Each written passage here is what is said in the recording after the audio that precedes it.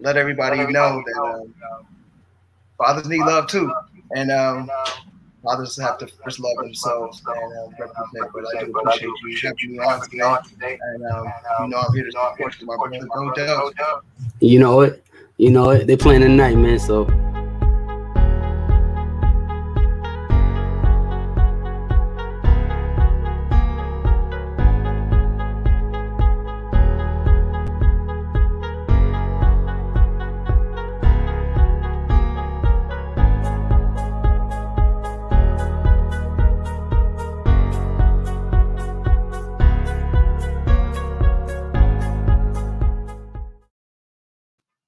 we gonna get into it. Welcome.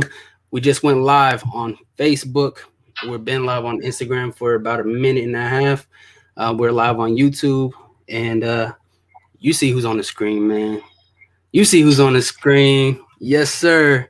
Yes, sir. Tweet PRS Hey, from the legendary Next staple in the 90s, multi-platinum recording artist. Man, how you doing, my brother? I'm blessed, family. I'm glad to be here, man. I'm glad to be alive, man. Thanks for having me. Thank you for doing what you're doing with your fathers, man.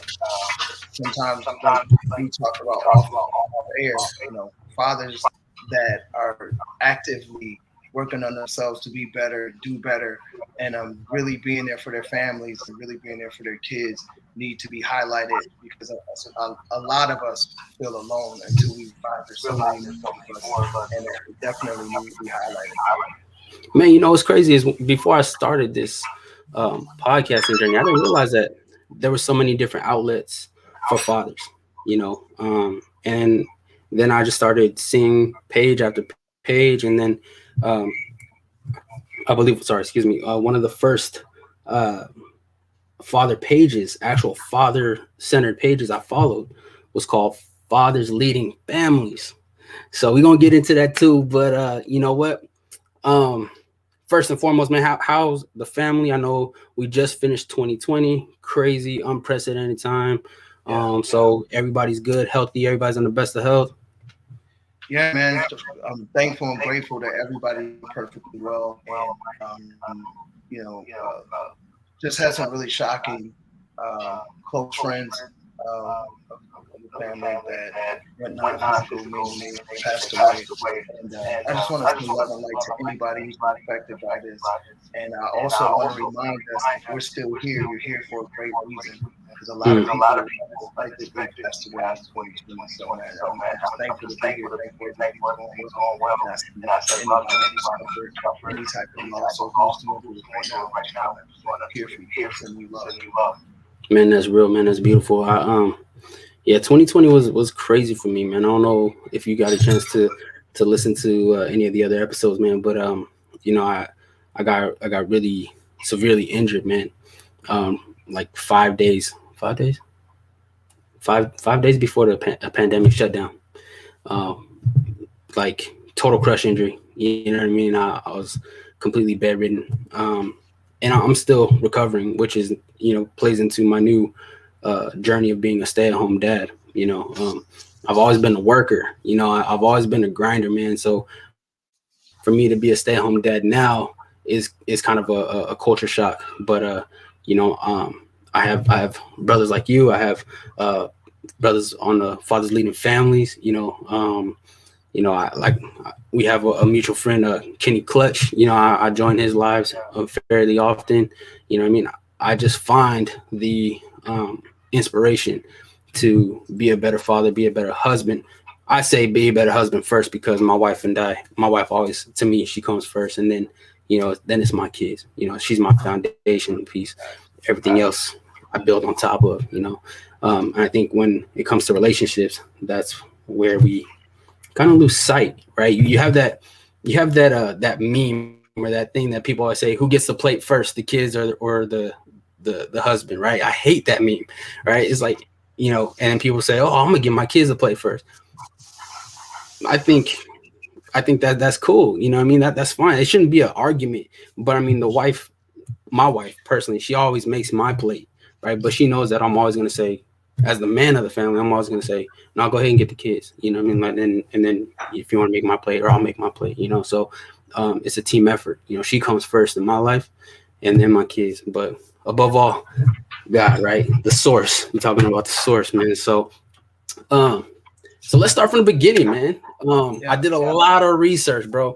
I did a lot of research for this interview. Like I watched interview after interview just to see, like, hey, what is off limits? And then I hit you up and I was like, hey, is there anything off limits? He said, nah, man, we just talking, we gonna vibe, man. So let's start from the beginning. Everybody knows you as Tweet from Next, man. So let's talk about how you guys became the iconic Next, because you guys weren't always Next. So won't you tell the people like how that journey began?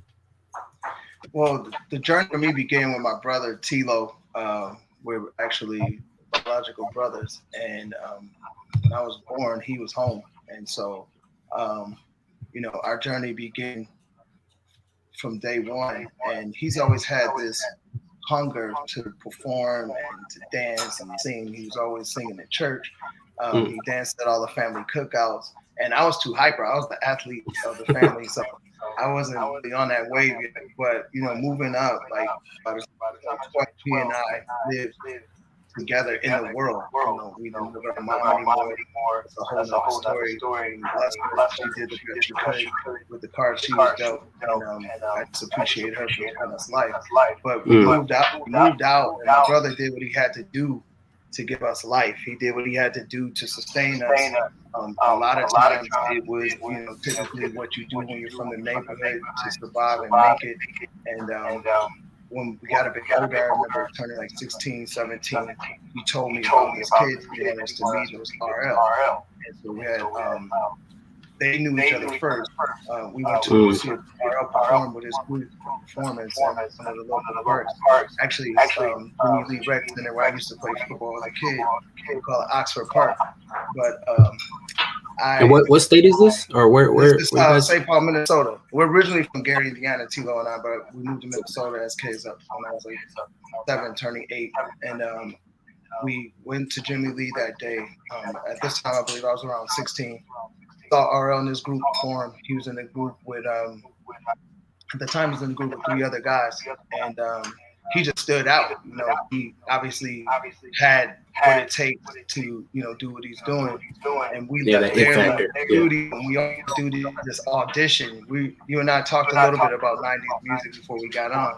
So everybody had to pick a song, go in the booth in Fat Jam Studio, South Minneapolis, and we had to take turns singing a song. We had to sing a solo. It was almost like we were auditioning to see who's going to be in the group, who's going to sing what, and how it's going to go. So I remember singing "Ribbon in the Sky" I did Intro's version by Stevie Wonder's version, and then I felt like I killed it. Tilo did his thing, RL did his thing, all the other guys did their thing, and out of it, only people ended up in the group. Myself, Tilo, RL, and our bro named Shiloh, who was in the group. And like you said, we weren't always called Next. We were called Straightforward at first. And so we started performing at all the talent shows around the city. Back then, you had to pay to get in a talent show, and you can win money in the end. Well, Tilo was doing what he was doing to get money, but he knew he had the wisdom enough to know that how we presented ourselves was important. So he would make sure we all had the same outfits, and we uniform.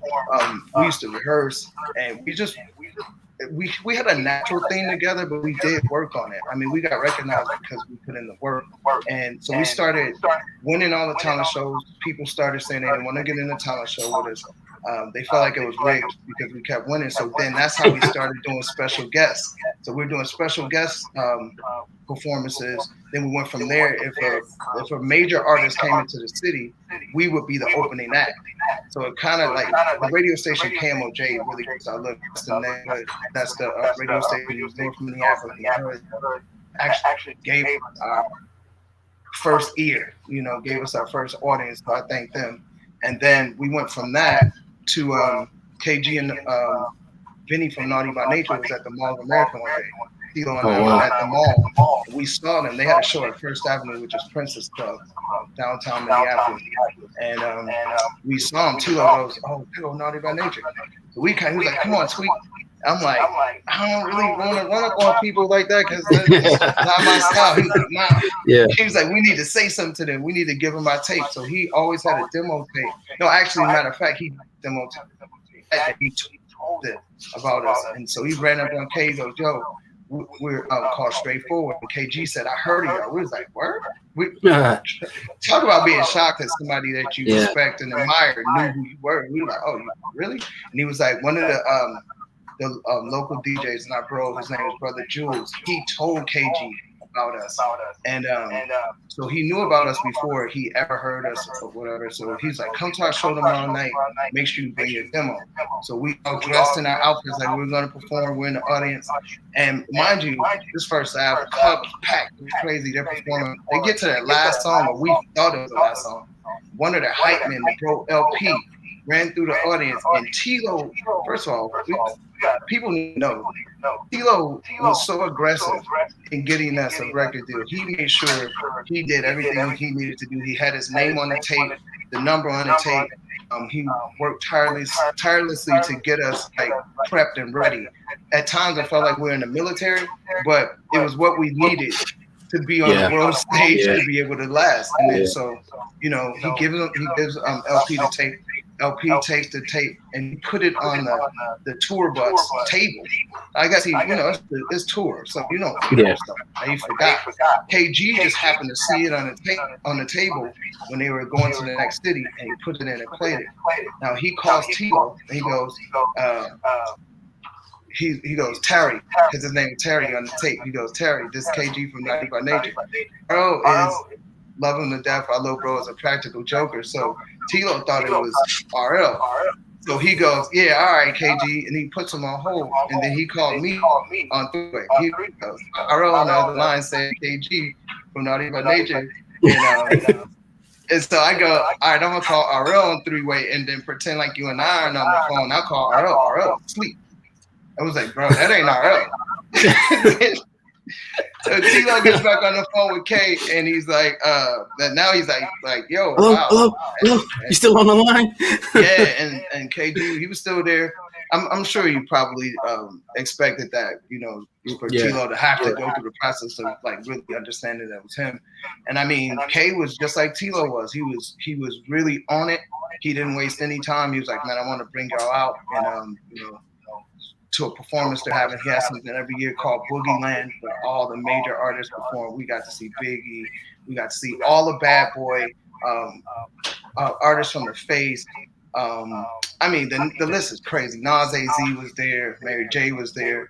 It was beautiful. But not only that, all these people that performed at the show was at KG's party the next day in his backyard. And he had the pool with Naughty by Nature in it. So we blown away. We out there like, wow. But the thing that blew us away the most is when we got there, there's a bunch of like fans. Like, you know, in the summer we used to use fans back in the day.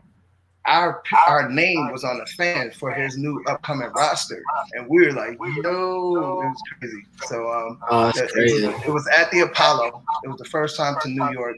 It was actually my first time on a flight.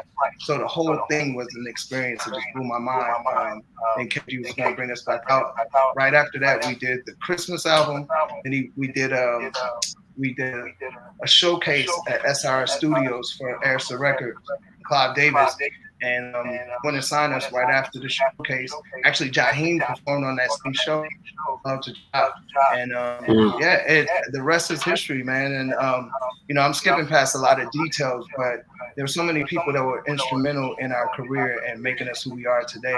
But I definitely got to thank KG for, you know, taking a chance on us. And Naughty by Nature, like, those are brothers, man. They really took us under their wing.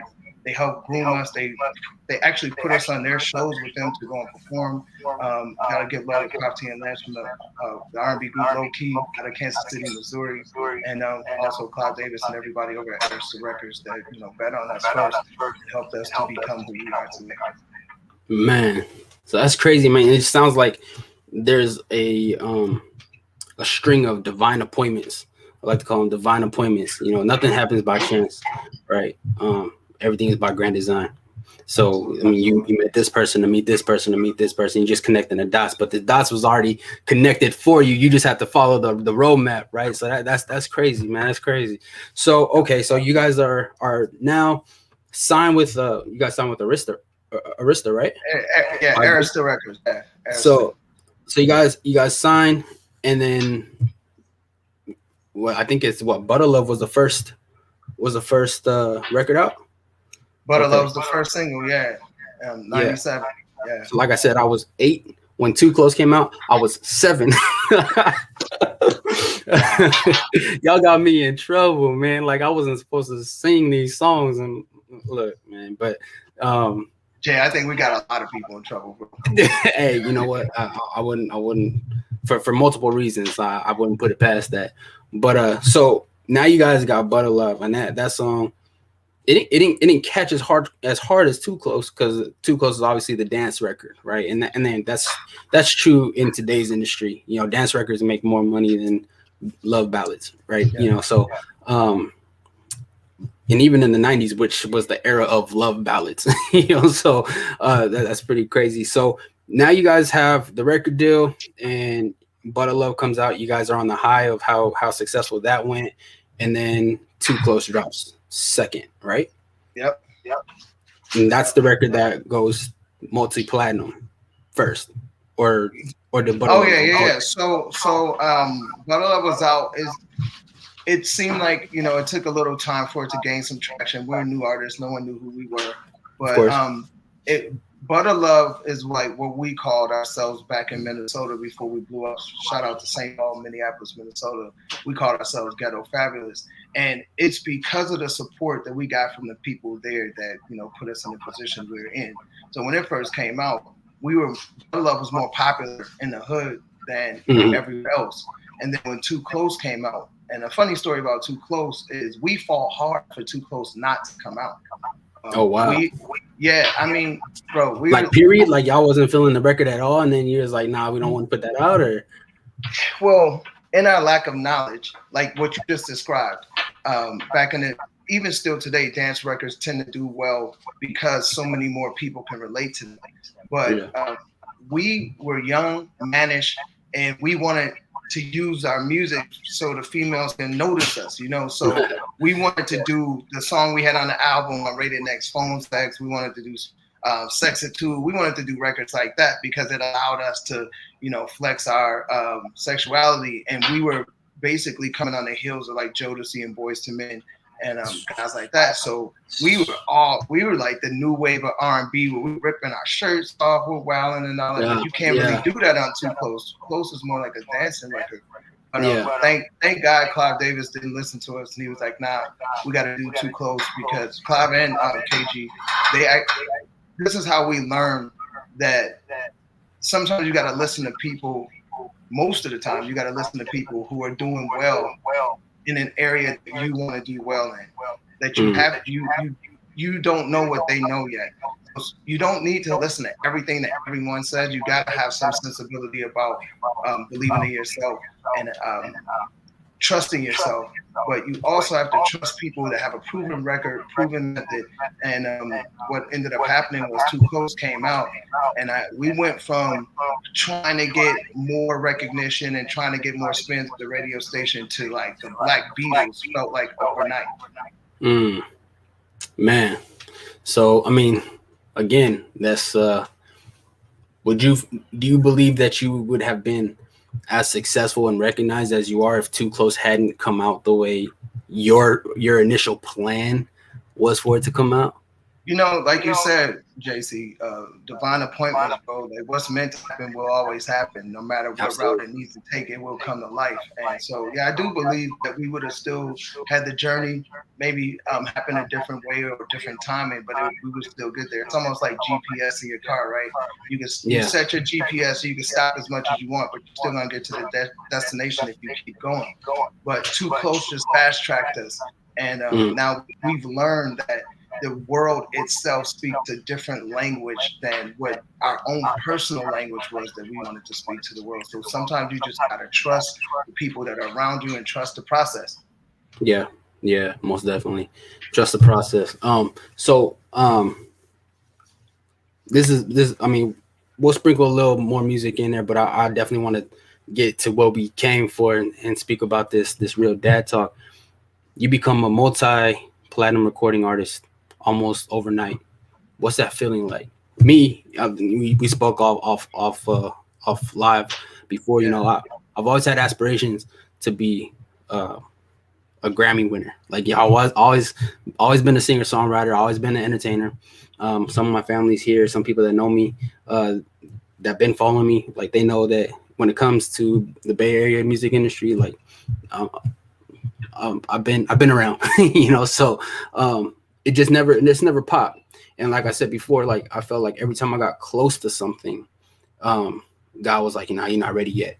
Something crazy would happen because I was crazy, you know, like, or I was doing something I shouldn't have been doing. So he was like, nah, you're not ready yet. I'm gonna take that. You know, right. you're using it for the wrong purpose here, you know. So it took me having to step back, analyze myself, and understand that my gift is from God. My talent, the ability is from God, and I need to use it accordingly. And it doesn't mean I gotta go full gospel, but you know, like Boys to Men, you guys, you know, all the '90s groups, they pretty much made legacies without being degrading or talking about a strip club or talking about a trap house or things like that. So, you become a multi-platinum artist almost overnight. What is that moment like for you? I mean, honestly, it kind of hits you like out of nowhere. It's hard to fathom at first. It's something that's so shocking that you just find yourself. It's like being on a roller coaster. You're going up, click, click, click, click, click, and it seems like that going up takes forever. But when Mm, you drop and it starts moving, everything is moving at light speed, and um, it's just a whirlwind of enjoyment. And I was thankful to be in a group with two guys that are phenomenal artists, phenomenal singers. Um, RL basically literally lives in studios if he's not on the stage. He's constantly writing. We nickname him the Pen Man. And most of the songs that you've heard that we have out, most of the songs, even on a lot of other artists you may not know, RL's written a lot of those records. He and I wrote Too Close together. He wrote Wifey, he wrote Butta Love with KG produced those tracks, and it's just we worked our asses off, JC, mm, to be in that position. So it was partly, oh my gosh, thank you, finally, because behind the scenes, people didn't see us sleeping on floors and doing what we had to do to make it. Sometimes having steak for dinner, but at the end of the day, it was all worth it. So as people are watching us go number one, and the people from where we're from, still supporting us, be like, oh, y'all actually did it. We had a sigh of like, wow, we're doing it yeah, right now. We knew yeah, it was going to happen. We just didn't know when. yeah. And To once it everybody else, it started, looks like it's overnight, but for you, you already yeah, know. nah, yeah. Every Yeah, overnight success has a backstory that will shock you. You know what I yeah, mean? most Most people definitely. don't just come straight from singing in their shower to your stage, and it's like they didn't go through anything. You know what I mean? Most of these artists have some of the most phenomenal stories that can motivate you and inspire you because they had to go through hell and hot water to get there. Because an entertainment career is something that's not that popular. It's like you're insane until it works. Yeah, yeah, When it yeah, works, then you're a genius. But yeah. while you don't have a regular job or you don't go to college or you don't do these other things, everybody's looking at you like, man, what are you going to do if this doesn't work? Or there are a lot of people telling you that it's not going to work. So when it Yeah, what's finally plan B? does work, you're just thankful that it did work. But I mean, in the beginning of our career, myself and Tilo's eldest sister passed away like right when Too Close came out. Oh So man. I took that I took that really hard. So from 1997 to like 2007, I was there, but kind of not there. I was a shell of myself because I almost felt like, us having a success kind of made her have to go away. And so I spent most of my career in the beginning during those high times. I was enjoying it, but at the same time, I was suffering because I was missing her and just feeling like if I had to make a choice, I wouldn't have chosen success over having my sister. I would still wanted my Oh, sister. But now I have more knowledge and awareness, and I know that life and death is in the hands of the Creator, and those two things didn't go together. One that would still take place no matter what. We would still get our success no matter what. And so now I'm able to even enjoy things a lot more than I did when I was actually going through it, because it was so surreal. It was almost like, am I dreaming? Most of the time, because it was so amazing. But yeah, we had a lot of things that helped us to remember that it's real, and it always lets you know that if somebody tells you that something is impossible, it's impossible until it works. So believe in yourself and keep pushing. Definitely, that's good. Yeah, most definitely. Now, tailoring into fatherhood. So now you're a multi-platinum artist. You recognize world. I say worldwide because a lot of people don't understand that there was a UK group that I just heard today. I think it's UK that redid your guys' record almost verbatim, and so I think it was verbatim. I think it was just like a cover, and it has like from Blue, exactly, and they blew up off that cover. So you have people doing your cover, or covering your record, so you're world recognized. You're probably traveling around the world by now. You're dealing with the turmoil of your sister, and my condolences. I know it's been a while, but my condolences always. When do you become a father? So amazingly enough, I became a father in 1996, right before the first album came out. It was right around the time we were getting our record deal and everything. My son was born. So he's been with you the whole ride, like start to now, not finished. You still active. So he been. Wow. Okay. Yeah. So if you look on my Instagram right now, I just posted a record today that we did, him and I together. It's called Lit Life.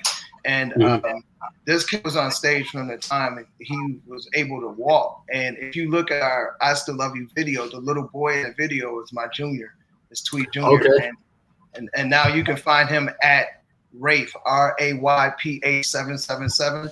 He's a rapper. He has some new really dope music, and it's all positive energy.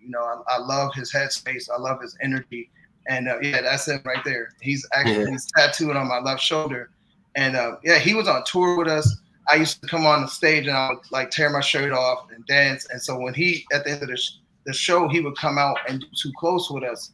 And he would do the routine. He had his own microphone, but he refused to wear a shirt. So we got like a 1.5, 2-year-old on stage with us singing in the mic, singing Too Close by himself, doing the routine with no shirt on and a backpack. Yeah. I'm like, look at what I've done. That's a dream, man. That's a dream, man. I try to get my kids to dance and sing with me all the time. They love music. My eldest, he's 11, going on 12, and he has special needs. He has Down syndrome. You'll be surprised how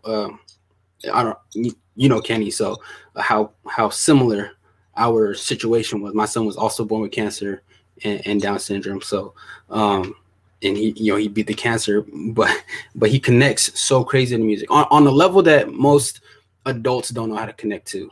Like if the beat is somber, if the instrumental is somber, if I'm playing one of my records and it's not fitting his vibe, I call him the vibe. If it's not fitting his vibe, he'll start crying, or if it's something that he's waiting to hear or wants to hear, he word for word, you know what I mean? And he understands inflections. Like it's crazy, man. Like he understands ad libs, like, and it's crazy because those are the things he pays attention to. Those are the things I paid attention to when my dad said that I was always harmonies over homework, because I never did my homework, but I knew every song on the radio, and I only had to hear it a couple of times to understand it or know it, So my son is the same exact way when it comes to these Disney songs and the Disney movies and things. So I got to be careful, which we were talking about, how, I had to step back from the music that I was doing, because I had to be careful with the music I put out, because I understand that he's internalizing that. And I want to make sure that whatever I'm putting out isn't something that he can say, oh, he disrespected my mom by saying this, or somebody else could. He's already going to have the hardships that he's going to have in his life. Right. Let's just be real. The world is not the best place, and, I don't want to add to whatever hardships he's going to have by putting that in his world, and giving people another reason to point a finger. So I'm going to say this. Pardon me for cutting you off, JC, but I want to say this. Down syndrome is something that I think as human beings, we've been taught to create a title for something so we can identify with it or feel more comfortable with it. But Mhm. I strongly believe they have superpowers that we don't know how to tap into. And we can call it whatever we want, but they're Mhm. far more connected than we'll ever know. Most And definitely. if we pay attention, they could teach us so much because they don't have the distractions that we have. You know, they're very honest with their energy. They're very forthright and capable of doing so many things. And I'm so thankful that now we're starting to see that it is just a title because Yeah. they're surpassing all types of so-called limitations and what's expected and all that. So, man, I applaud you. I applaud Kenny Clutch also as well, and Christian. And what's your son's name? Jace. Jace. And Yeah. Jace. I mean, let me tell you, bro, they're a blessing to this world. You know, Most definitely, bro. Thank you for saying that. when there's two words they say they're special needs, they could take needs off. They're special, bro. Yeah, most Yeah, definitely. You know, and that's absolutely. crazy.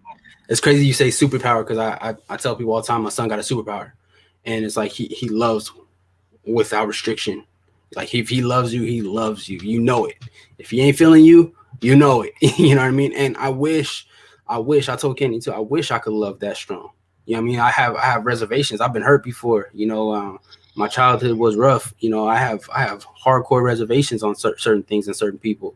My son, if he loves you, man, he loves you, and you gonna know about it. If he don't like you and he don't rock with you like that, you gonna know about it. You know what I mean? And there's no hiding it. I wish Right. that there was people that honest in the world. If everybody was that honest in the world, man, I think we'd be way better off. You know what I mean? Absolutely. So, it says salute you guys from Turkey. Oh, shout out to Turkey, man. Thank you for tuning in. If you're just tuning in to the season finale of the hashtag That Swag podcast, we got my man PRS/tweet/ best life ever advocate, father's leading man. This man got so many titles, man, but all around all around good Tweet's dude. good. Tweet's the most Yeah. known. So it's all good. It's all love. All around good dude though, man. You know, Appreciate it, bro. Same. so your son is now watching you on stage. He's watching you grow as he's growing, Yeah. right? I've always wondered, and it's kind of like a question my wife and I were, you know, when we weren't married, and then later on when I was still pursuing, you know, the music, we were always worried how I would be a father on tour, or how I would be an active father on tour. You know, would I, again, my son, he has special needs. We couldn't be just bringing him everywhere. You know, we weren't going to hire a tutor. We weren't going to hire a nanny. Like we want to be as involved as we can, but how can I do that on tour? So how is it raising a child in the music industry? And it's for me, it just seems like a lot of people make it look easy, but as being a dad myself, I know having a 9 to 5 and then going to the club afterwards to promote a record or to perform, I missed out on more than I wanted to when it came to my son. Yeah. You know, I just wonder for you on a grander scale, how does that look for you, a father in the music industry? Well, the beauty of it was, I first of all, I always say that my first son changed my life, and my kids are a huge part of why I am who I am today. I need to plug my phone up, but when I got my son, he was on tour with me, and he slept in the bunk with me. He went where I went. You know, he was at award shows. Like if you go back, the picture that you showed earlier, that's him at the Soul Train Award. He's been to a lot of award shows. He's been in a lot of videos. When it was time for his time with me, my career didn't stop it. He just came with me, you know. I just moved differently when I had my son with me. If there was an after party, I wasn't there. I had to go back. Or sometimes when there was a mandatory situation, somebody on the road, because we had dancers, we had staff, we had people there with us, and or my little bro and family Diddy, like he would take them. But either way, he was a part of everything that he could be a part of until it was bedtime. Then he was either sleep on a bus right next to me, sleep in a bunk while we were out there watching movies or whatever we're doing, going to the next city, or we're in the hotel room. I'm in there playing video games and he's sleeping in the bed right there. but I just never thought about it being any type of discrepancy or um, or an issue, because he Wow. even flew on planes by himself when he was a little kid. So he would, I would buy him a ticket, I would put him in first class, the flight attendant would watch him, and he was flying by himself at 2.5, 3 years old, which is, I mean, if you kind of think of it, it's kind of unheard of, but I mean, he did, and you Yeah. know, he's doing perfectly well. He was always fine. His mom was always right there when he got off the plane. When he came to me, I was always right there, or I would fly out to get him. But yeah, you know, there was no pause in our connection because I wanted him to be there. I wanted him to experience these things. And like I said, I'm thankful that he was there, because a lot of choices maybe that I would have made, I didn't make because I was busy being a full-time father when my son was there. And shout out to my son's mother, who was very instrumental in making sure that relationship was good and making sure that she did whatever she could to make sure my son was with me, even though she and I weren't together anymore. So yeah, there was no break in the action really for me. And still, like, sometimes I wasn't able to be there when I wanted to be there. I was actually on tour when my second son was born. They have the same mom, and my son Tyshawn, when he was born, I was on the road. And so I flew in on the next flight, and I think I came in maybe 30 minutes or something like that after he was born. But I always just shut it down for my sons. You know, that's Tyshawn in the baseball jersey. And Okay. Raphael the third and leaning over in front of me, and that's my daughter Brielle in the middle. But yeah, you know, at the end of the day, it's like, as a father, I used to be more like a wild card. I was a wild boy, and so once I had Tweet Jr., aka Rafe, now once he was born, I realized that some of the behaviors that I used to have freely, I had to think twice about some of the decisions that I was making. And I had to Yeah. realize I'm not just living for me now. Decisions that I make could possibly affect him. So I altered some things, but I was still, you know, it didn't save us from everything. I still made a bunch of mistakes as well and learned from them. But yeah, I'm thankful to my We have, kids for absolutely have to. keeping me focused on what I needed to stay focused on to be the best I can be for myself and them. Yeah, man, that's beautiful, because what I'm hearing, man, and I applaud you. You know, I read the TMZ reports, and I read some crazy things, man. So for you to give a shout out, bro, that shows where your headspace and your mental fortitude and your spirituality is, man. So I think that, We all go through things and grow, bro. Hey, yeah, but listen, JC. a lot of men are. Go ahead. No, I got you. But looking at the TMZ stuff, right? Um, what the TMZ stuff doesn't say is I was actually actively in my kid's life when a lot of those things were being reported. Um, this is two different situations. My four biological children, my two oldest sons have the same mom, my two youngest have the same mom, you know. Okay. But those aren't my only kids. I have other kids as well with my wifey, and her kids are my kids too. There's no separation. Like, those are all my babies. So, you know, I ride for all of them. They know I'm active in their lives as much as I can be. I'm here for them, and they know they can count on me. But what you're talking about, the TMZ stuff, was from the marriage that I had after my two eldest sons were born. And even with my two youngest sons, I knew their mom since I was 16, she was 14. So we were young when we got together. So yeah, I still pay homage to her, send her love and light. I mean, yeah, when I Google myself, I'm like, wow. To me, it doesn't tell the whole story, because what was happening was she was filing what you call a TRO, which is called a temporary restraining order. Now, what happens is anything that you file in court, TMZ has the right to report it. But what they don't do sometimes is report what happened after. Those TROs were denied. They were denied. Yeah. They weren't something that was against me. They were just something that was filed, but it didn't go through.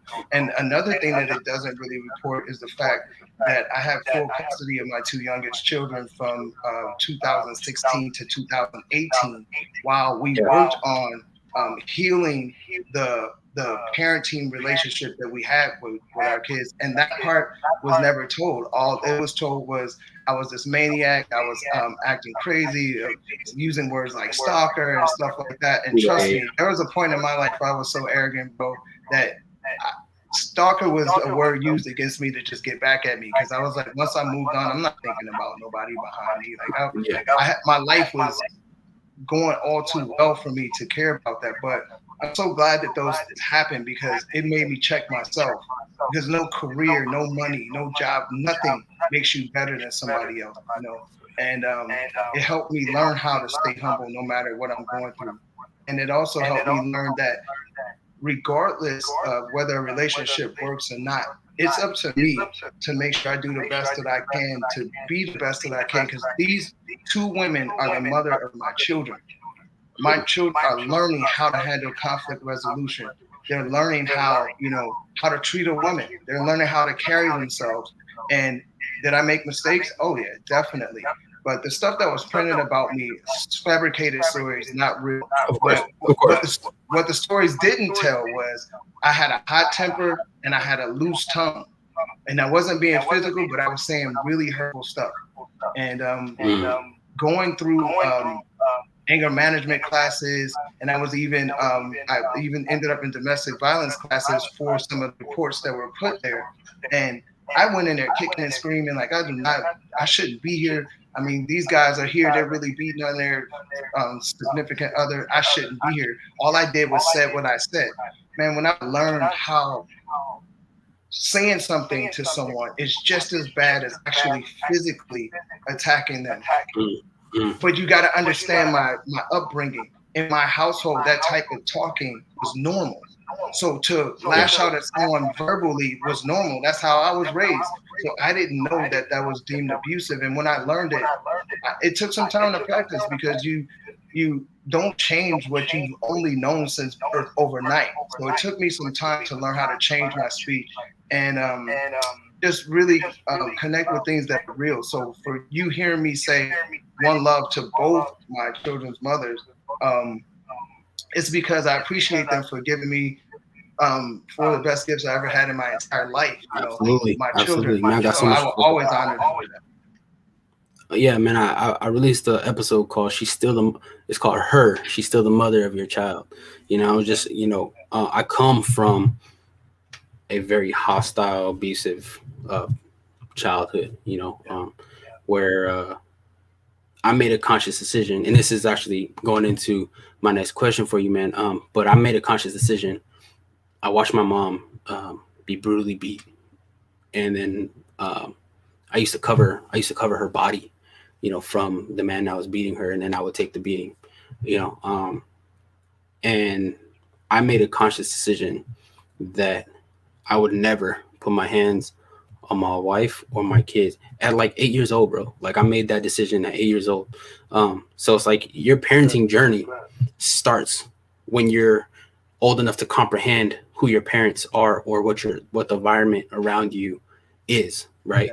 Whether you take that hostility or that generational curse or whatever you want to call it into your marriage, into your parenting journey, we call it dad swag journey, but or if you don't, you know what I mean? So for you, going back into your first and him being on tour with you and being on the like again, the way you said that and then hearing the TMZ stuff, you wouldn't think that they're the same person, right? So there's always something happens. There's always exactly right. There's always another side of the story, right? There's this person's side, and somewhere in the middle is the truth, right? So I feel like that's a conscious decision that you made. So I guess my question is, what happened in your childhood or didn't happen in your childhood that forced you or caused you to say, you know what, I'm going to be this type of father, even though I have this type of career, or because even though I'm this busy, because people aren't multi-platinum singers every day, right? You have your doctors, you have inmates, you have people who just construction, people who work overnight, people who prioritize work over their family. And I can say that because in all honesty, I was kind of that guy. You know, after getting out of prison, you know, I was told so many times, "Oh, you're not going to get a good job. You're not going to do this. You're not going to do that. I'm going to see you back here. Don't worry about it." Right? Yeah, yeah, Some For the first few months, I found comfort in the memories of prison. Like, I was like, okay, I wish I was back there because this is kind of hard here, right? But I always I got out in June. I got a job in August, and it wasn't a great job, but it was a job doing honest work. And from there, I just always worked, and then I elevated my status to where I am today, where I'm blessed to be today. And then I got hurt, so it took me a, a real deep dive into who I am, what defines me when I don't have a paycheck to offer. You know, what kind of father am I? What kind of husband am I? Are my kids downstairs asking for me? Because if not, then that means if they're not asking for me, then they don't. My presence means nothing to them. You know, is my wife needing me? And then at the same time, being broken and can't get up. You know, like I said, this was 5 days before the COVID shutdown. So, you know, my wife leaves to go to the store. I can't do it. You know, if something happens to her, I physically can't. I would try everything I can in my power to do so, but if something happens to her, I can't help. I'm helpless. You know, she's going out there with the toilet paper snatchers and the meat snatchers and the can snatchers and everything that was going on in that crazy time, and I couldn't do anything. But that's long winded, and I say that, and I just want to elaborate on what happened in your childhood, or what did you have to go through in your child that you see transcended into your fatherhood journey to make you, or to cause you to make the decisions that you've made. Well, like a lot of the stories you hear from the neighborhood, my mom had in my life at times where she was the mom and the dad. And the circumstances or the reason why I was told turned out to be different than what I was told as a child. But as a child, I was told that, my dad didn't want to have me as a kid. And I later learned that that wasn't true after pursuing him, developing a relationship with him. And, he's one of my best friends in the world right now. I love my pops. And, I just always had this ambition to love, but at the same time, I was so naive when I was young. That's what saved me from being so reactive as a kid. But that same naivete went away when I became more aware of what I had gone through, and I started to become more reactive. So my mom, being a mom and a dad, she used corporal punishment as a way, meaning ass whoopings. She used that way to communicate. Yeah, Yeah, let's keep it 100. She yeah, used yeah. that way Keep to it. communicate because when she was a kid, she was bullied. So she promised herself that she had this fear of her kids growing up and bullying her. So she was really extra aggressive with us. But there's also some personal things that were taking place in her life that made her the way she was. So, like I said, there was a bunch of physical abuse in our household, but also verbal abuse. And again, I commend my mom because she did the best she could with the cards she was dealt. And obviously, I turned out the way I did, so she did what she needed to do. So I appreciate her and love her for it. And but I said it in my mind that when I had kids, I wouldn't beat them, I wouldn't whoop them, I wouldn't do those things that happened to me because I always wondered why my mother wouldn't just communicate with me because I felt like I was intelligent enough and I felt like I loved her enough to where I would have ran through a wall for her, I would have ran through fire, whatever. It didn't matter. It was my mom, but I was confused as to why she chose to use whoopings and spankings and stuff, not actual beatings, to communicate how she wanted us to be to us. And when I say us, I'm speaking of Tilo from next, my brother too. But I knew I wasn't gonna be that guy. But what I did take from my childhood was a snappy tongue. I talked a lot of crap. I was really fiery with my tongue. I could say something that builds, and I could say something that destroys, that could last forever. And that's what ended up happening in my relationships. And my first relationship with my two eldest sons' mother, we've always been friends. We were friends from the start. We were friends through the relationship, and we broke up amicably, and we were friends, past it, and we're still friends today. And when I got into the relationship, when I got married with my two youngest children's mother, I was already going through that stage of my life where I was starting to grow more aware of what I had gone through, the abuse, the sexual abuse from the ladies that my mom used to have watch me and stuff like that, which is confusing because I have people in my family who saying like, if an older woman want to get with you, you're the man. That's what's up. But every time these women were doing this stuff to me, it didn't feel right. I felt violated, and I felt like they were like taking my power away from me. And so it created this force field or a shield around me. I built this wall to protect myself. But what I also learned is the same wall that I built to protect me from other people, I locked myself in. And so I was highly reactive. I had a really swift temper. As far as getting into fights with guys, like I was fighting with guys a lot in the streets. And my brother and I, we took a path at one point because our family was split between church and gangs. And I grew up in the church for the first part of my life, and then the next part of my life was in gangs. And so, fresh out of gang straight into next, people didn't know that, and I still had that mentality. But I also promised myself that I would never hit the woman that I'm with. And I figured that it was okay to verbally say how I felt instead of hitting. So I let my words represent what I would have done physically to a man, which was just as abusive and just as hurtful. And I want people to know that hurt people hurt people.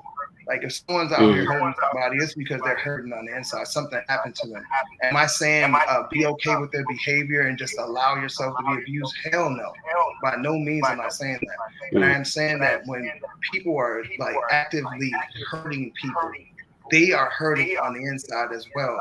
And they've probably done more to themselves than they could ever do to someone else. And people just need to come to that point where they need to get help. And then it didn't help for me to get a record deal on top of all this anger. And now I'm like, now no one can do what happened to me when I was a kid. And I got in a relationship with someone who was just as volatile as I was, but just happened to be more on the physical plane. But I always had a rule because I would watch my granddad deal with my grandmother, his wife, my step grandmother. She would attack him a lot verbally, and he would just laugh and then leave. So I adopted that from him. Like I really adopted the style of like, all right, cool, I'm gonna leave. The part I didn't adopt was laugh and leave. I adopted the leaving part, but it wasn't before I said what I would say, which was really hurtful, which caused somebody to go to TMZ and say some of the stuff that they said, because that is the level of hurt that they felt from the things that I was saying. So I just want, men and women, if you've ever been hurt in your life, face that stuff, because it's not going to just fix itself or heal itself. It's like a flat tire. It's going to be flat until you fix it. And so I went inside myself. Life itself pushed me to my knees. Did I go willingly? Of course not. At first, I was like so busy enjoying my life, enjoying my career, and running from everything from my past. But also thinking that I was a nice person and thinking that my shit didn't stink. And then I also was a person that was controlling with no self-control. And the only control I would have was I would leave when I got into a confrontation with my youngest children's mother, and I would leave the home. But it wasn't until after I said something that was really hurtful and really just unnecessary. And all I was doing was sharing the hurt that I had on the inside with her, trying to make her feel what I felt. She was sharing the hurt that she felt with me. And we were both two immature little kids trying to be grown-ups and play grown-up and play house. And we said some hurtful things to each other. And obviously mine was on the world stage because my job happens to be in public relations. And she knew the only way that she could really get to me, because I could ignore everything else, was to attack my character, attack my likeness, and attack my name. So other people would feel like she felt about me. And now we don't have that type of energy. I don't know where she is with it. I know we do have enough respect to be able to properly co-parent our children. And I love being in interviews so I can say I forgive her. I've asked her for forgiveness for me being lost and being this kid trying to play grown up and saying some of the things that I've said to her, which were very disrespectful and unnecessary. And I explained to her that I was hurt and I was, being hurtful, and because that's all I knew. And now, looking back, I just teach my kids to make sure you deal with yourself and make sure that you do what you can to deal with yourself and not make it someone else's issue. No, it's fine. Yeah, man. I applaud you for that, man. I mean, you said a lot of good things, man. I think the daggers hurt people, and a lot of times we take that on ourselves, and we don't ask for the help. I know that in my experience, I've been hurt, but we're men, so we're not allowed that moment of vulnerability to say, I've been hurt, so we lash out. You know what I mean? And so for you, you've gone on this new journey, which we're gonna get into in a second. This live is about to end, and so we're gonna exit this live, and we're gonna come right back to the live, but we're still live on Facebook and YouTube. So we're gonna end the live, and then we'll jump back on. All right? For sure.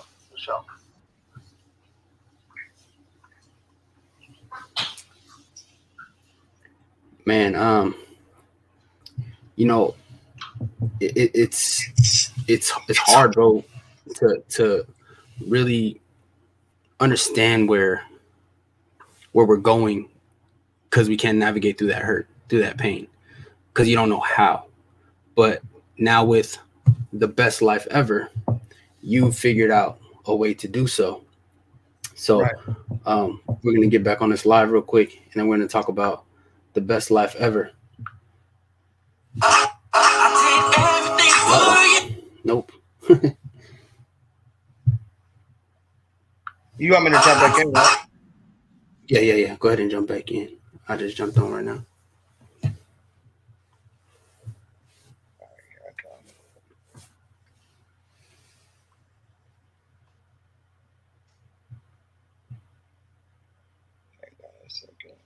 Yeah.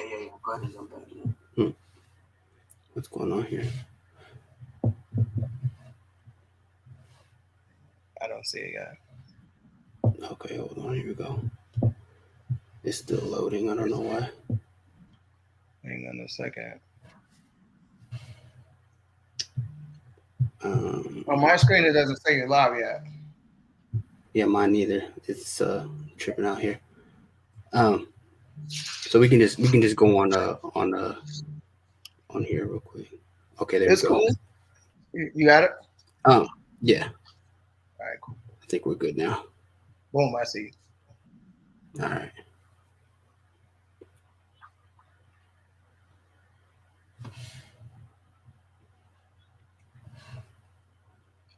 There you go.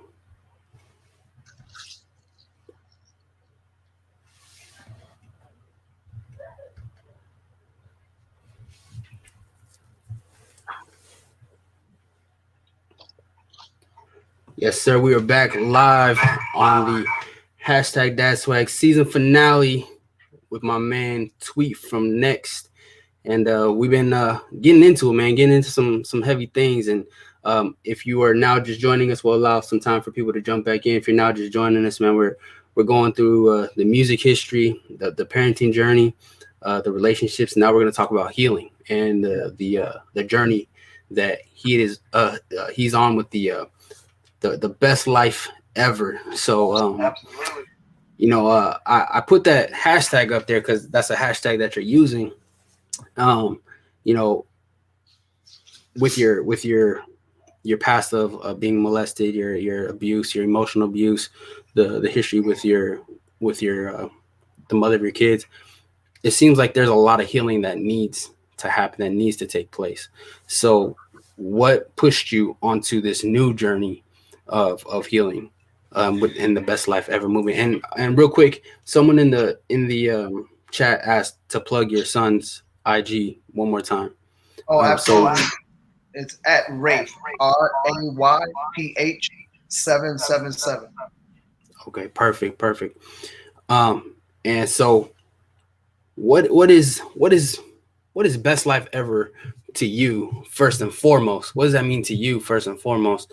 And then tell us what you're doing to expound and expand with other people and how you're helping them live their best life.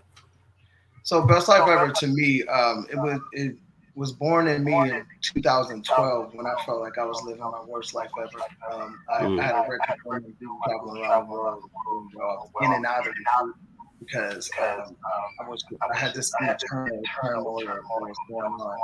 Because as I was dealing with situations with my ex-wife and my kids, and having them in my life, I was dealing with the fact that I had experienced some things and I was naive for so many years. And now these things are real to me because I'm an adult. I know exactly what happened. And now I'm having to accept these things that took place, but also learning how to disengage from allowing them to control my life and control me. And then I was delusional to a certain extent where I thought I was a good person and I had this rule like I'm a good person until someone crosses the line. I had this mind that was constantly moving towards the people that I felt like I didn't, I was trying to like I was almost taunting and alluring because I had this anger and I had this stuff going on the inside, and I was ready to share it with whoever was align with the same frequency with me. But like I said, the way I dealt with it with females was verbally, and the way I dealt with it with men, it was always physical. And I'm sure I probably got into some fights with some guys that were like, "Dude, what are you even fighting for?" Yeah. I was so like irate. It was almost like once I realized what happened to me, I wanted to defend myself against anything ever happening again to me. But it was because I was still living in that pain and sorrow. So one day the term best life ever just changed me. And this is how I learned how to manifest the life that you want by believing in it, speaking it into existence. Also, because it sounds simple and it sounds easy, but you have to change yourself at a subconscious level. And that's what it was. I had to change that hurt at a subconscious level. And so I started, it started out as just words and a hashtag. And then it became a lifestyle. And when I looked up, it was 2013 when my wife met my wife now. And at that point, I still wasn't, actually, I met her in 2013. And when the first thing I told her was I was not ready to be in a relationship. I was mature enough to understand that I needed to heal first before I engaged in a new relationship because I didn't want to be alone. So from childhood, every time I was out of a relationship, I was like Tarzan into another relationship, into another relationship. And I never gave myself time to be with myself and heal from all those things that were going on. So when I finally got a chance to just sit with myself, I would say from the years of 2012 to 2013 and 14 was like a journey of healing for me. I actually, in 2011, I ended up in Carlsbad, California with 25 women. I went on this 3-day retreat where we meditated at 5 a.m. every morning and we observed silence, meaning we went like 2 days of no talking. And it was the first time I had ever done something like that in my life. We did something called a fire walk, where you go out on the beach, you write everything that happened to you in your past, or everything that you felt like is hurting you in your life. You write it on a stone and you threw it into the Pacific Ocean, and then they burn sage and put it around you to burn off the connection to all those things. And I was really vulnerable, bro. I wasn't there being Tweet from Next. I was there being somebody who was there for healing. Like I really wanted to get better and be better because at some point in my life, I woke up and realized this nice guy that I thought I wasn't. I was rude, I was arrogant, I was insecure, and I was hurt, and I was hiding it all with this macho fakeness. And I just wanted to be real with myself so I can be real in my life and really get to enjoy the rest of my life.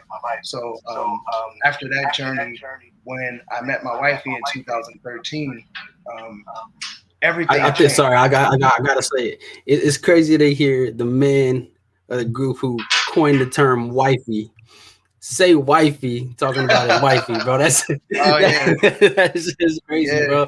Like, yeah, that's epic to me, man. But I gotta give love to little bro RL. He actually put it into the song version and stuff like that. It was something that we used, but he was the one that coined the term. I gotta give him his props. As a group, we we introduced it to the world, but it came out of his pen.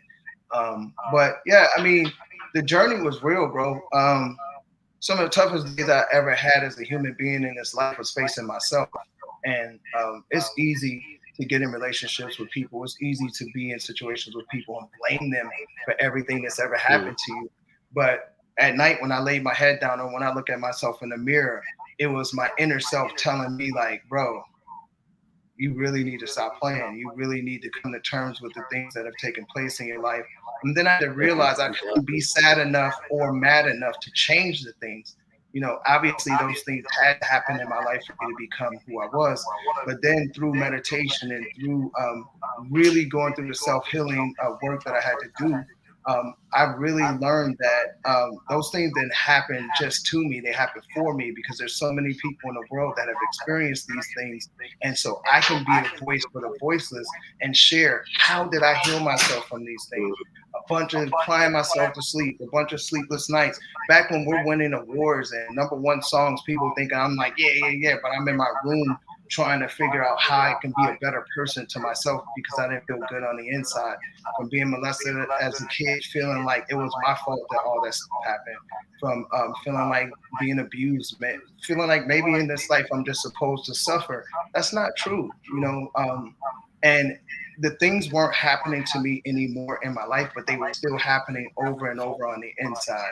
And it wasn't until I really went inside and faced myself. And that's why I push meditation so much, because meditation is the thing that unlocked my connection with my real self, where I was able to heal myself at a subconscious level and really face my real self.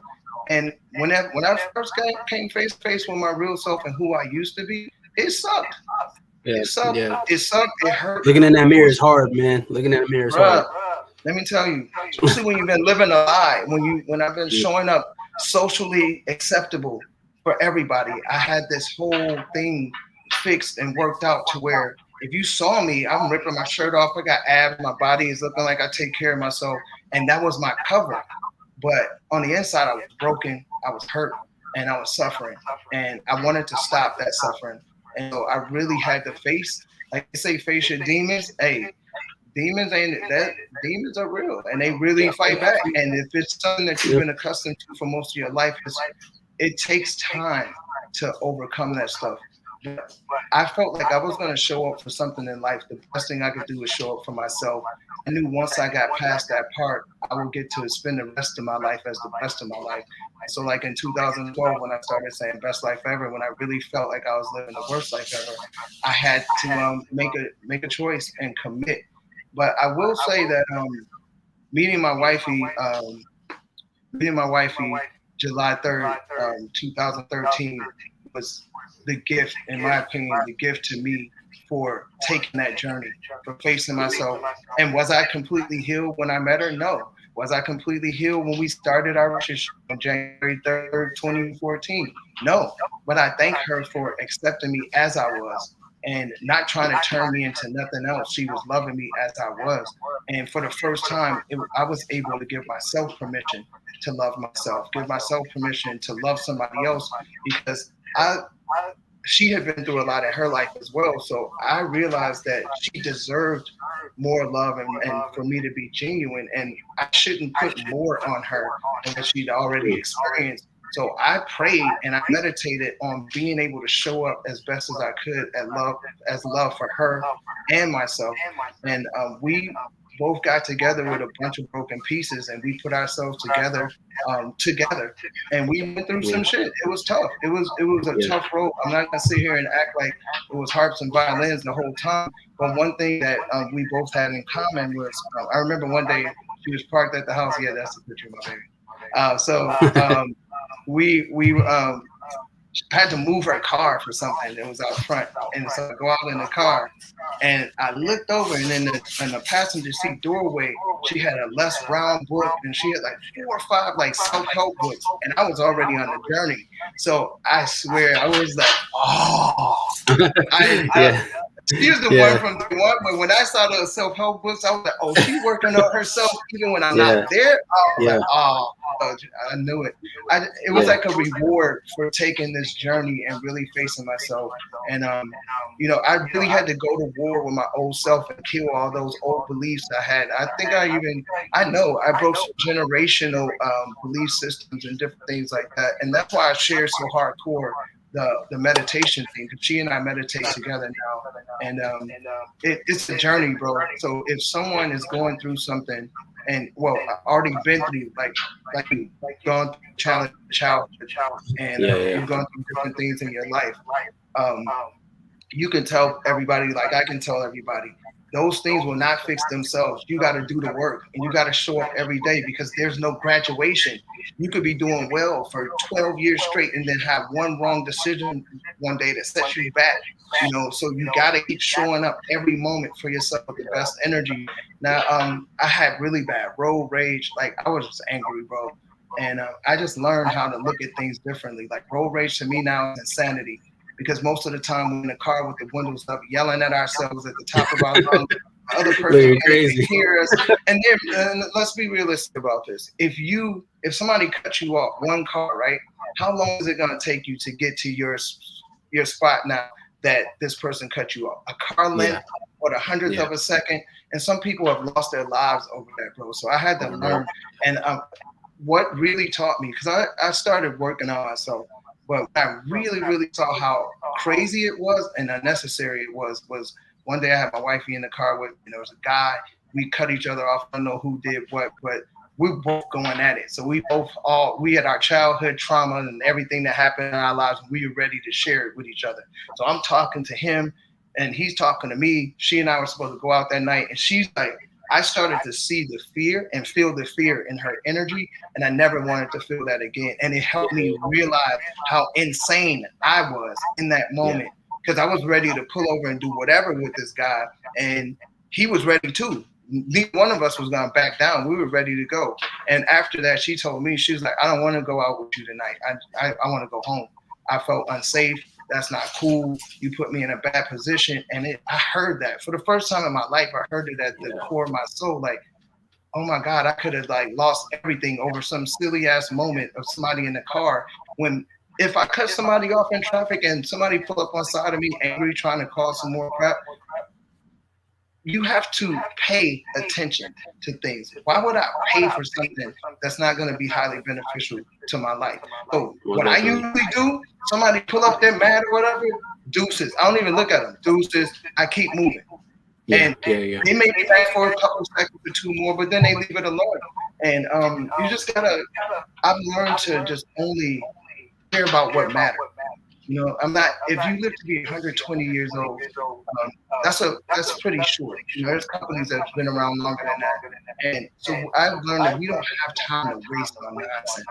We don't have time. People going on for COVID.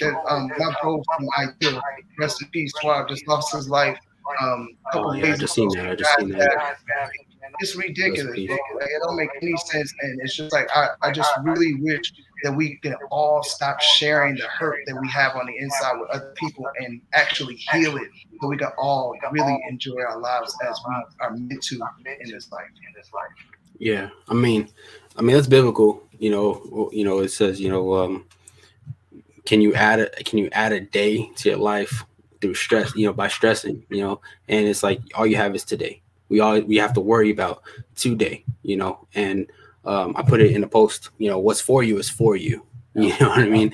And at this point in my life, I'm still healing, bro. Like it took me, that's kind of why I started the podcast, because I needed healing, physical healing, because I was literally broken, but I didn't recognize myself. I'm not the head of household anymore. You know what I mean? Like, my wife had to go to work. She's literally the head of household now. On paper. When we file taxes, she's the head of household on paper. That was my thing. That was my pride. And that's how I felt like I was contributing to my family. And not that I was neglecting my family, but there you can always give more. But at that time, I wasn't giving more because I felt like I was giving enough. You know what I mean?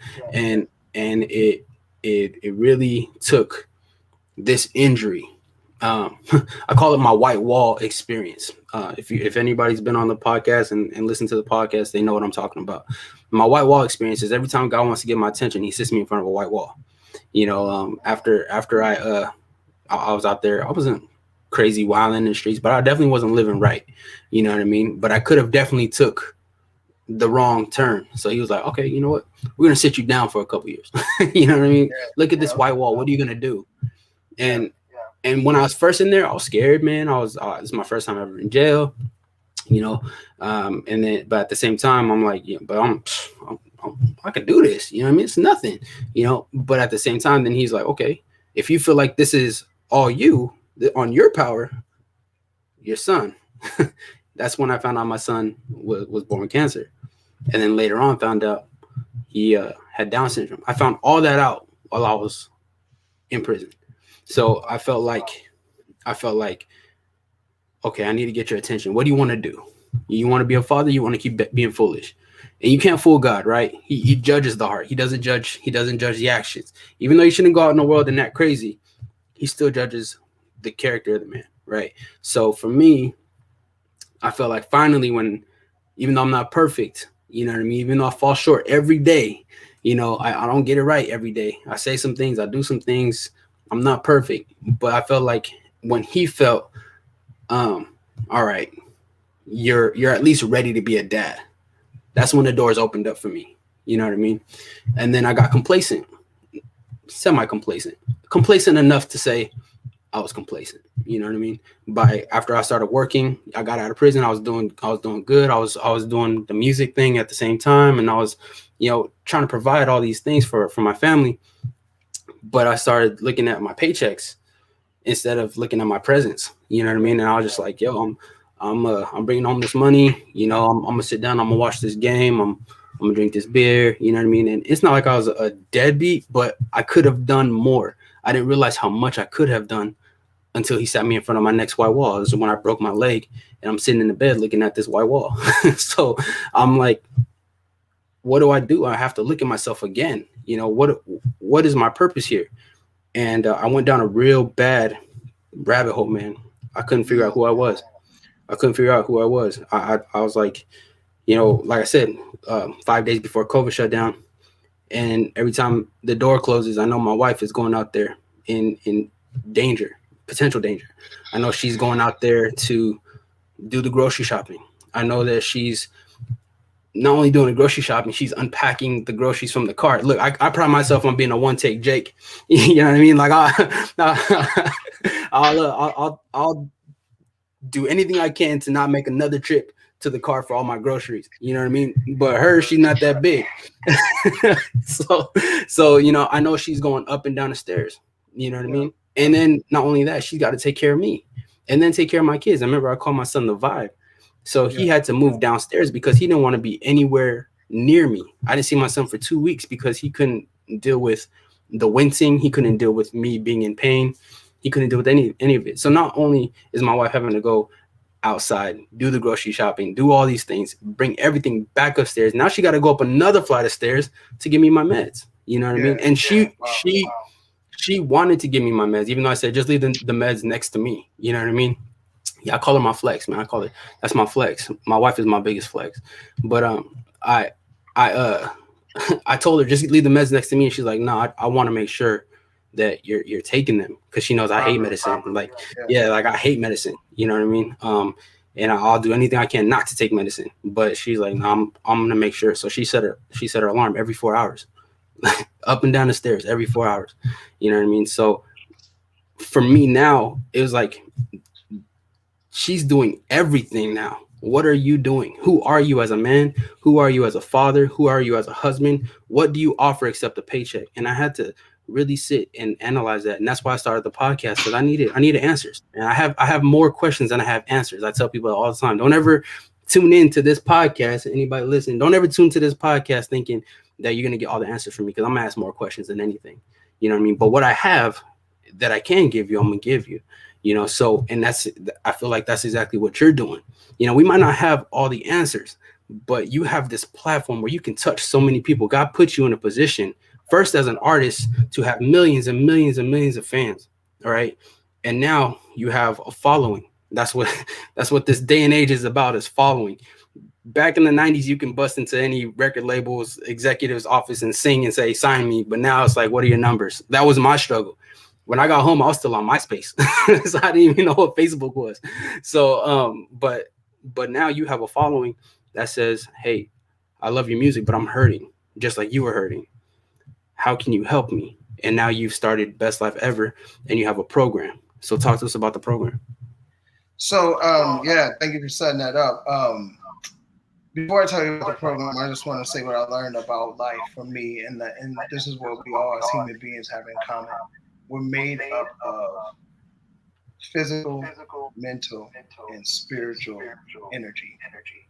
And when one of these things is out of balance, you don't feel complete. And so I spent most of my life hiding from my inside. So I was physically in alignment, but I was mentally, emotionally, and spiritually out of alignment. So then I started working on my mentality, trying to be better with my mentality. So then I have my mentality, so I had my mental, and then I had my physical together, but my spiritual was out of alignment. When I say spiritual, I mean you, the you that's inside, that voice that's constantly telling you, go this way or do this or do that. And the voice is always steering us the right direction. I was out of alignment with that. And life brought me to my knees a bunch of times. Like you said, you had your white wall. My white wall was my health. I looked good on the outside, but I was experiencing internal health situations that sent me to the hospital several times because of stress, because of not properly taking care of myself and my energy. And I used to get so fiery that I could take myself to the hospital because of stress, because I couldn't be reactive like I was used to being. And I was so busy working on not being that way. And then I stopped working out to work on my spiritual self. And my wifey said to me one day, like, she goes, look, you don't have to neglect one to have the other. You got to have everything together. So I went from like looking swole, ripped, and whatever, and now I'm a spiritual guru walking on water. But now my body looked like I don't care. Like I gave up. And so and so so that the way the whole Best Life Ever movement came about, because I have a 12 session program called Manifesting Your Best Life Ever with Tween, and I take my clients through the stages that I've gone through in my life to heal myself. And the first thing, it started with self-love. A lot of us are looking for love in all the wrong places, and that's just the same. But the truth is, if you're looking for love outside yourself, that's the wrong place, because the love that you're wanting is on the inside of you. And it's not even fair to put your partner, your kids, your business partners, friends, or whoever in position to give you the love that you're wanting, because they don't know how. You own the definition of this love. You know how the love is supposed to be. You know in every moment how you want to be loved, but you're not giving it to yourself, and you're expecting somebody else to do it. That's ridiculous to me. But I was doing that for most of my life. And so this love, and this love that I really wanted, I had to learn how to, one, define it to myself.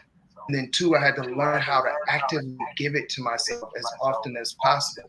The best way for me to show my wifey and my kids and whoever else I'm dealing with how to love me is by how I love myself. And that's when I realized that I needed to create this program, because do I still have more healing to do? Of course, we always do, because we're constantly growing and changing, and circumstances are changing. So you got to continuously show up and evolve. But I've healed myself enough to be able to enjoy my life no matter what's going on. And so I created this 12-step program to help other people. And one thing that I pretty much had a handle on from the beginning was being a father. I felt like I've always been really good with my kids. I've been there for them. I don't talk at my kids. I talk to them. I don't tell them what to do. I help guide them. Because if the world goes how it's supposed to, my kids don't belong to me. They belong to the world, because they'll be here when I'm gone. And so I'm here to guide them as much as I can while I'm here. And then it'll be their turn to take over. If they have children, they'll be here to guide their kids, and so on and so forth. And I think as parents, sometimes we get it confused and we think these kids are our property and we own them and we try to raise them to be just like us. And the world itself isn't even here repeating itself. So that's where getting with my brother Jason Johnson of Fathers Leading Families and creating something for fathers, because me going through a program and me being reamed in a universe where, you know, I was attacked in court and my skin was my sin at times. And the fact that I was an artist, they already expected me to be an arrogant asshole who just basically want to throw some money at my kids and run off. But it wasn't that. If you know my story, everybody that knows me knows that I dropped my life. I was never tweet finesse at home when it came to my kids. And I sacrificed a lot to make sure I was the best that I could be for them. Even sometimes I sacrificed some of our experiences because I was so busy trying to make sure I was there for them. I wasn't taking on certain work and different things like that because I know the time is more important than the things that I can give them. And so, you know, hooking up with Jason Johnson and Fathers Leading Families and creating space for fathers to safely come and heal themselves, and then also heal their connection with their partner, heal their connection with their kids, and then heal their connection in work and business and stuff like that. That's what we have that comparative synergy on. And that's why when you come to Fathers Leading Families meeting, you've been on one of the call or on the call, and you see how we meet. How it's not like we're not like, oh, who won the game this week, and that we're like people are putting their truth on it. I mean, it's raw. You got grown men on there letting it go. I mean, we got guys on it. Everybody's cried at least once, and just really keeping it real and raw. I mean, you know. Just iron sharpening iron, bro. Exactly. And until we really face our real selves and be vulnerable and really put ourselves in a vulnerable position to grow, we will always pretend like we've grown and haven't. And that's what Fathers Leading Families is. It's a safe space for us men who are all self-proclaimed alpha males to come together and leave that alpha male crap at the door. We talk about how your wife and your girlfriend or whoever you're with should feel as safe as possible at home. That should be the safest place in the world, even when you're angry. I just posted that on my Instagram the other day because it's something that I had to learn. Like I said, a lot of us as men are saying, I'm not hitting my woman, so I'm not doing anything. But you're coming home pissed off, yelling, and you got this woofed up energy, and she is scared. The kids are scared. They're doing what you're saying, and they're doing what you want them to do out of fear, not out of love. And that's not what you want. Out of 7.5 billion people in the whole world, that's your family for a reason. People should feel safe. You should even, as a father, feel safe in your home. But it starts with you because your energy is infectious, it's contagious. So if you show up vulnerable in your house, like I hear your vulnerability when you say your wife is your flex and you're saying what you're saying. But I commend both of you for doing what you're doing and being very honest with yourself, but working together. A relationship is a team. It's not about war, it's about love. And love is patient, love is kind, love is understanding. And love continues to show up no matter what the situation is. And that's how you know a real relationship versus just some physical whatever, I'm just here for the kids. Because I saw the post that you talked about how some people were like, you know, my kids are what kept me alive. And my kids have a lot to do with me, you know, doing the right thing and being alive. But realistically, I had to do it for myself. I couldn't do it for my kids or do it for my wifey, because what about when that ambition runs out? Then I'm gonna just give up again. So I had to do it for myself, so it can work for all of us forever. Because if I do it for them and say they don't appreciate it like I want them to, then do you give up? And I see a lot of people do that sometimes. So having something like Fathers Leading Families, where fathers can come in, we do our Tuesday weekly meeting on Zoom where we meet face to face. We've now even moved to Clubhouse, so we're starting to build there as well. But on Monday, Jason does his meeting with parenting, and he's teaching because it's for couples. It's for the mother and father of the children. Yeah. He's teaching them because he's a mental health specialist, as well as he's a parenting specialist, and he has degrees in these areas. Then we have Tuesday, the weekly meeting. On Wednesday, we have our brother Ronnie Camacho, who teaches health and wellness. And then on Thursday, I teach relationship, but also I teach guided meditation, because if the soul is out of balance, it doesn't matter how much money you have.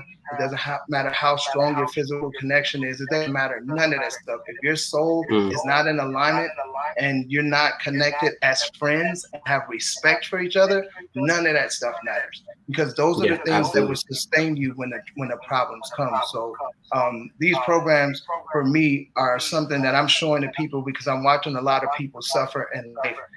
And I found some things that are working for me and my wifey and our kids, and I share it as much as we can. And the meditation thing takes time to catch on. I remember when I was first introduced to meditation, I didn't jump on it right away, and I didn't realize how powerful it is to assist you in living the best possible life. But once I really learned to commit to it, it changed everything, bro. So I meditate every single day. My wifey and I, when we wake up, we have a rule. We wake up in the morning, you can go to the restroom, whatever. And it's not a rule where we've had this conversation where you gotta do it. It's not like that. We both, we are at a place in our lives where we are committed to working on ourselves. Like I said, I saw the self books in the car. She was already on that, and I was already on it. So we both made a commitment to ourselves to show up every single day as much as we can to be the best that we can be. And then we just share the happiness with each other. And so after we get up, we meditate for at least, we used to meditate 15 minutes a day. Now we go up to 30 or 45. And that's just the start of the day. I meditate with clients most of the day sometimes. So I'm on meditation because I'm pretty much meditating all day sometimes, depending on the day. I actually just got off of meditation before I came on. But I just want people to know, if you feel like you keep going in circles in your life, it's your inner self asking you to come inside through peace, stillness, and meditation. And let me clarify. Some people say, oh, I pray already. Praying is praying, because praying is asking, talking, speaking. Meditation is silence, breathing, stillness, and receiving from the universe, receiving from the creator. Whatever name you use, God, Allah, whatever, I believe it's all the same powerful energy that created us and created all life. And we tap into that. There are things about this life that you have not seen yet that have been waiting for you. And so that's why I share meditation as much as I can with people. And my 12-step program, we're batting 100%. Anybody that's gone through the program, they're living their best life ever right now. And I'm just assisting people, and I help people help themselves, because I can't do it for them. You go to the gym together, you got to lift the weights to get your muscles. Lift the weight. Most definitely. And even if you do, whether you believe in higher power, energy, universe, Allah, me personally, I do believe in God. I am a Christian. But even the Bible, it doesn't say meditate on these things, but it does say think on these things. And thinking is the form, or is meditating. So, you still have to focus. And I think I've never done it. I think I'll definitely get with you soon and figure out, what it's about. You'll be talking about it on the podcast when we do it, bro. It's hard to describe, bro. Like when you actually do it, because what it is the brain is made to think thoughts, right? And when you're sitting in meditation, when you first start, the brain is trying to think, it's talking, it's saying, oh, we got to do this in 15 minutes. Man, are the Warriors playing right now? I think they come on in 15 minutes. It's like that. But when you stay in that space and you have that thought, breathe in, let it out, and just stay there. And stay there till you actually feel something. That when you feel, meditation is something that you can't explain to someone. They have to actually go and have the experience for themselves.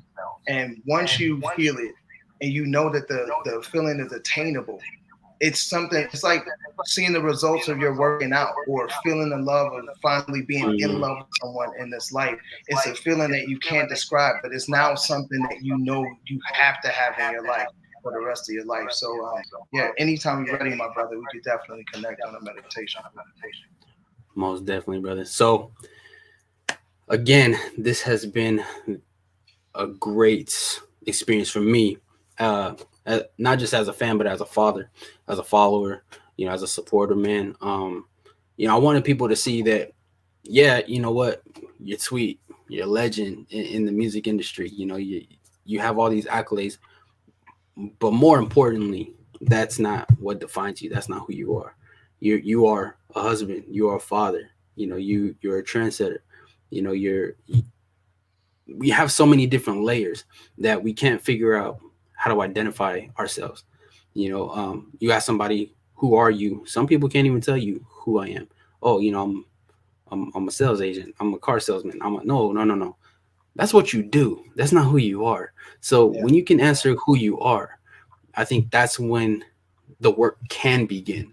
I think that's when the work can really begin. I think it's a journey to get to the point of saying, I don't know who I am. I think that's the first step, and then getting to saying, this is who I am. I think that's when you really start living that best life hashtag. You know what I mean? So um I know it's getting late. The Warriors are playing. I think it's almost over, actually. It's all good. but, But, but hey, it's recorded, bro. yeah, It's a off record, bro. It's a off top. record. Yeah, this used to be a Raiders flag, bro. But the season's over, so I had to throw up the Doves flag, man. But Yeah. to my brother, it's been a pleasure to get to know you. I mean, we've been, I think, since March when I got hurt. I reached out to you, Yep. and such I want people to know that your team actually responded to me first, and then you kind of was like, hey, no, I want that personal relationship. So that Yeah. meant so much to me on a personal level. I didn't see you as this superstar anymore. I seen you as a human being. I seen you as a father, a friend, a brother. You know what I mean? And so this relationship, this bond, this connection will continue. I want you to plug, where everybody can find you, especially where they can find your program. So yeah, definitely. You can find my program at PRS. That's PRS150.com. And you can find me on Instagram at Tweet from Next. I'm on Facebook at Tweet Raphael. And if you're a father and you want to connect with other fathers, you can find me at fathersleadingfamilies.com, or you can find us on all platforms, Fathers Leading Families, and come join our group and grow up with us. But I love what you said. I really want to elaborate on what you said about finding yourself or defining yourself, and having to um, feel like you don't know who you are first, like that being the first step. For me, what I needed to do was I had to break up with who I thought I was to become who I know I am. And Tweet from Next is a name that people understand me to be. But I'm, like you said, I'm beyond that. My name is Raphael, which means healer of God, or God has healed. So I know that in this life, I have things that I have to do that's in alignment with healing myself and helping others heal themselves as well. And we got to forget the story sometimes. Like if my career is the only thing that defines me, then who am I for real? Because if the career is taken away, then what? I'm Who are you? lost, Yeah. Even as being a father, and even as being, my wifey's man, and all those things, I had to stop with all the titles and define who I am to me, because who I am to other people changes depending on the relationship they have with me. Yeah. So if somebody's just viewing me on the outside looking in, I'm Tweet from Next, an artist, a singer. To my kids, I'm dad. To my wifey, I'm all the names she calls me, which I don't need to. but I feel it. Yeah, we call ourselves our best choice. We call each other our partner in shine. Like, we have so many names for each other, but to me, I am an infinite spiritual being having a human experience and learning every moment to really connect to my true self more and more.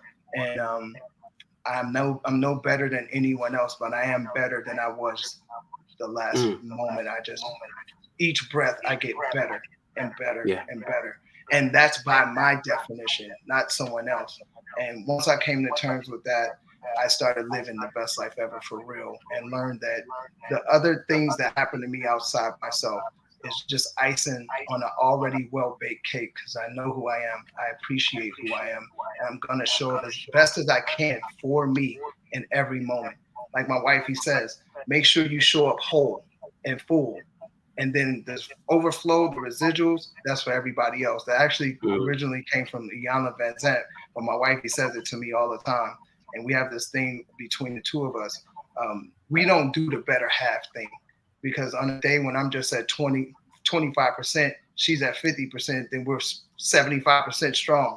And that's a C, that's a C average, that's a C average union. But if we both show up whole, you know what I mean? Then we're two wholes that come together that makes a bigger whole. Where I'm weak, she's strong, and vice versa. And that's the same with you and your union.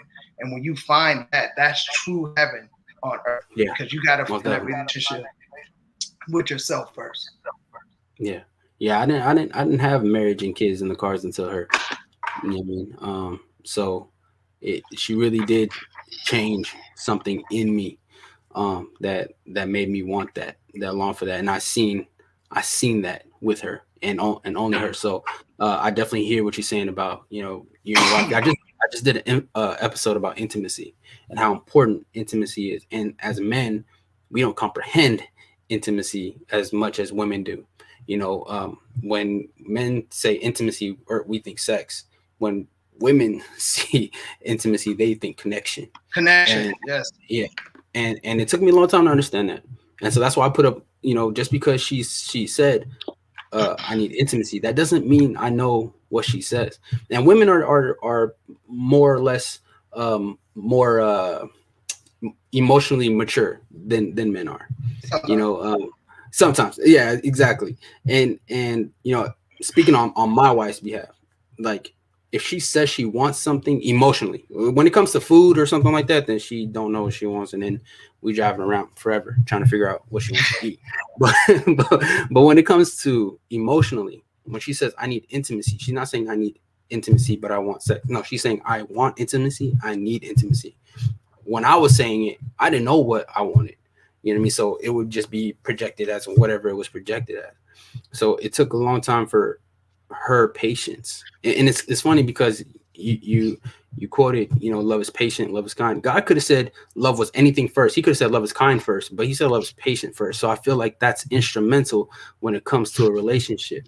You got to be patient. And I'm learning that more and more and more, to be patient, to think on these things, meditate on these things. I'll learn how to meditate properly, but right now I just think I pray and I think, and I, like I said, I don't get it right all the time, but every day I'm trying to progress on something. I'm trying to be better, 1% better every day in something. I'm not going to get everything, but I'm trying. And that's what this podcast is about. That's what I invite men to do. That's what Fathers Leading Families about, and I commend you. That's why too. Yeah. Fatherhood is lit. All the guys out there, bro. Yeah, man. Yeah, I see you guys in there, man. I see you guys in there, and I really love all you guys because you guys inspire me. I plug everybody's show at the end of the podcast because I want people not to acknowledge me. You're already listening to me, but look down below and see that there's other men doing. If you don't like me, understand that there's other men down there that are doing things that I'm doing, or better, or more, or whatever they're doing. They're doing it differently. Something's gonna resonate and connect with your fatherhood journey. So, Tweet, my brother, I know it's getting late. I definitely appreciate you, man. Thank you so much for doing the show. I wanted, my pleasure, JC, man. Again, thank you for having me. I really want to say something before we go to the fathers, though, in the world, because I just want fathers to know that little boy inside of you that's still there, our inner child. He still needs love. He want to have fun. And the aggression that we use to protect that little boy, let's not use that at home. Let's not use that on our wifeys. Let's not use that on our kids. A lot of fathers, because they were hurt, they're still hurt. So they call the abuse that they use on their family tough love. When the truth is, it's like they experienced that tough love. And we didn't like it. So we shouldn't reciprocate it to the people who we're blessed to have in our life right now. So we should make sure we're being gentle with ourselves first. Look in the mirror and tell yourself that you love yourself, you appreciate yourself. Tell your partner, your spouse, or whatever your relationship style is, man, go and randomly hug your partner and tell them, I love you, I appreciate you, because they can be with whoever in this universe and they're with you, and vice versa for you. And tell your kids, I love you. It's an honor to be your father, because God, the universe could have chosen anybody else to be your dad. And for me to have the gift of being able to be that, I will continue to be the best that I can be. But first, we got to do it for ourselves. We got to stop hiding behind our stories and our childhood, and stop making all these excuses, and start making changes, and start making sure that our families know that we are here for them. We love them and they can count on us. And we're going to always do what we can to add to their lives instead of destroy them and make them need counseling or live in fear or whatever the case may be. We want to make sure that they know that they are safe with us. So that's what I want to offer to our brothers, and offer to you, man. Love to you, Dad Swag Podcast. Thank you for having me on. Thank you for saving me for the last show. We've been talking about this since last year, like you said. And when my team brought it to me, I didn't know that it was you, and I didn't know that you were doing what you were doing. And then I actually went on one of the messages, and then I went on to your page. I just started looking at your posts, and I just felt your energy resonated with me right away. And I was like, nah, I want to deal with him directly. I want to support his movement. I want to support him and what he's doing. And then your wife hit me up and told me when you got injured. And so we were communicating, and after my so somebody showed me, they were like, oh, the guy that you're supposed to do an interview with, you got to push it back because he got injured. So that's what made me curious about going into your page. And then so I actually answered your wife back, and I was like, yo, well, I'm gonna get up with him, because when he's feeling better, I was so happy to see when you hit me again, because I was telling him, whenever he comes back on, if you get a message from this Instagram, let me know, because I got to connect with him, because what he's doing, I'm all about it. And as fathers, we need to lock arms so we can help other fathers have the courage to face themselves, heal themselves, and be the best they can be for themselves and their families. So, man, thank you for being you, JC. And I'm always here for you as I can be, my brother. But say the word, man. I'm here for you, bro.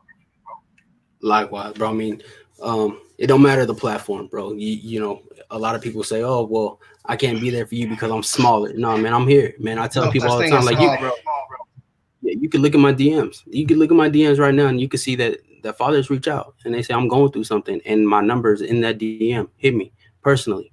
You know what I mean? Like, hit me up too. I don't play about this. Like, if I'm asking you, I'm telling you to hit me, then hit me. Because it's not that I have all the answers, but we could figure it out together. Yeah, you know what I mean? We can figure out something.